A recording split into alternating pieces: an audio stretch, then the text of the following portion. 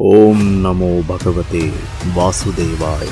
వరాహస్వామి హిరణ్యక్షుణ్ణి సంహరించాడు సరే, కాని అసలు ఈ హిరణ్యక్షుడు హిరణ్యకశ్యపుడు ఎవరు? వీరు రాక్షసులైన సాక్షాత్తు శ్రీ మహావిష్ణువు చేతిలోనే ఎందుకు మరణించారు? దీని వెనుక ఒక వింత శాపముంది. ఒకనాడు బ్రహ్మ మానసపుత్రులైన సనకాది మునులు విష్ణుమూర్తి దర్శనం కోసం వైకుంఠానికి వెళ్తారు. వారు 5 ఏళ్ల బాలుర రూపంలో ఉంటారు. వైకుంఠ 7వ ద్వారం దగ్గర ఉన్న కావలివారు జయ విజయులు ఆ మునులను లోపలికి వెళ్లకుండా అడ్డుకుంటారు.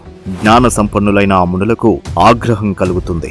భగవంతుని సన్నిధిలో ఉండి కూడా విచక్షణ కోల్పోయిన మీరు భూలోకంలో అసురులుగా పుట్టండి అని శపిస్తారు. తప్పు తెలుసుకున్న జయ విజయులు పాదాలపై పడగా విష్ణుమూర్తి ప్రత్యక్షమై ఒక మార్గం చెబుతాడు. నా భక్తులుగా 7 జన్మలు కావాలా, లేదా నా శత్రువులుగా 3 జన్మలు ఎత్తుతారా అని అడుగుతాడు. భగవంతుడికి దూరంగా 7 జన్మలు ఉండలేక శత్రువులైనా సరే 3 జన్మల్లోనే మళ్లీ వైకుంఠానికి చేరుకోవాలని వారు కోరుకుంటారు. అలా పుట్టిన వారే ఈ హిరణ్యకశ్యపులు. తమ్ముడు మరణించాడని తెలిసిన హిరణ్యకశ్యపుడు ఇప్పుడు ఏం చేయబోతున్నాడు?